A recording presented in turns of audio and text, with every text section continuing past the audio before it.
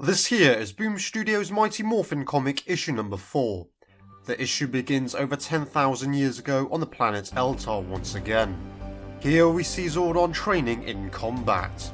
He spars with the Supreme Guardian. It is here we learn that because the Supreme Guardian has been promoted, he needs to name a successor.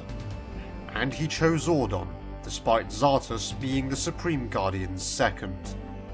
Now, because Dark Spectre was on the move back then, Eltar's Guardians had to move fast in case Dark Spectre managed to get his hands on the most destructive weapon in the universe. Returning to the present now, and the Power Rangers are in the Thunder Megazord and Tiger Zord doing battle against Lord Zed's Putty Prime. Because of the chaos energy flowing through Putty Prime, the Rangers don't stand a chance against it. The Thunder Megazord goes down, and normal-sized but chaos energy-infused putties start swarming the Megazord. Rocky, having been inspired by Jason previously, decides to exit the Thunder Megazord and stop the putties from reaching the cockpit. So it's good to see Rocky is actually behaving like a Red Ranger should, and show some leadership quality.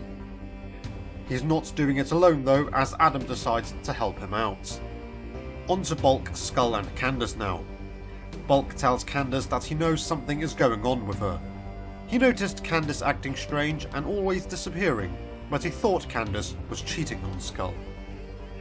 Bulk is unhappy that Skull fell in love with Candace and thinks that she is going to cast Skull aside. Skull eventually regains consciousness after being knocked out in the previous issue. As Skull wakes up, Candace is already gone. Back to the Zord battle now, and it's just the Tiger Zord that's left, but Putty Prime is able to defeat that too. Alpha informs Zordon that the scanners are picking up an incoming energy signature. That energy signature turns out to be the Dragon Zord. So the Zord returns to action at long last, and it's visibly different from before.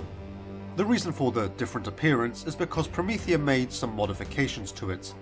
Just as both Zords unite to take on Putty Prime together, Lord Zed uses his Chaos Energy power and separates the two Zords. And they're instantly defeated. So much for the modified Dragon Zord.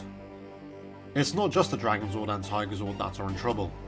Rocky and Adam are overwhelmed by the putties on the ground, so they re-enter the Thunder Megazord's cockpit while the putties chase after them. Kimberly makes the decision and tells Zordon to teleport them and Tommy away from their Zords. As Putty Prime is about to kill Tommy, all the Rangers are suddenly teleported away and are returned to the command center. It was good timing, and Tommy thanks Alpha for the swift teleportation.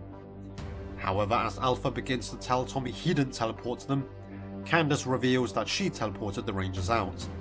She then reveals her true Eltarian form. She is Zelia of Eltar. The Rangers are surprised, whereas Zordon seems a bit annoyed. He asks why he wasn't informed that Earth was under supervision. Zelia tells him that she doesn't know. She was tasked to ensure the Rangers survive because a third Eltarian war is upon them. Lord Zed knows that victory isn't his yet.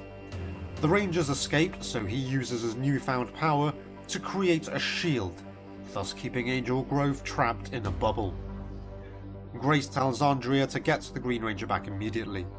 Soon an hour has passed and the Rangers are unable to teleport back into Angel Grove. Alpha then picks up a signal coming from inside the shield.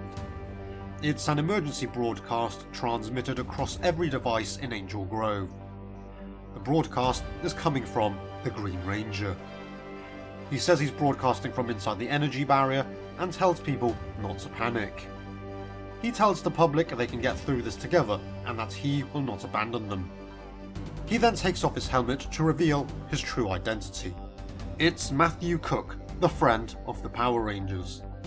That's where it ends, and I must say, that was largely underwhelming, and I don't know why Matt even did that. First of all, Boom Studios was teasing us that Drakon was the Green Ranger, and now we see Matt under the suit instead. Drakon obviously had some kind of involvement, otherwise Promethea wouldn't have approached him.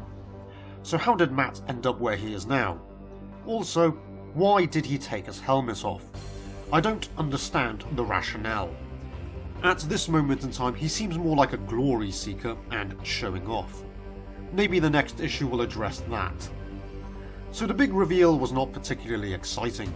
I have to say my favourite parts in this issue included seeing the modified Dragon Zord. It looked cool, but ridiculous that the Zord was reintroduced just to get defeated almost immediately. Seeing Rocky step up like a leader was great, and shows that he is worthy of the Red Ranger powers. More so than his TV counterpart, arguably. Candace revealing her true identity to the Rangers and Zordon was also good. Zordon wasn't surprised, but annoyed. I'm more curious as to what this third Altarian war is, and that's what I'm looking forward to most now.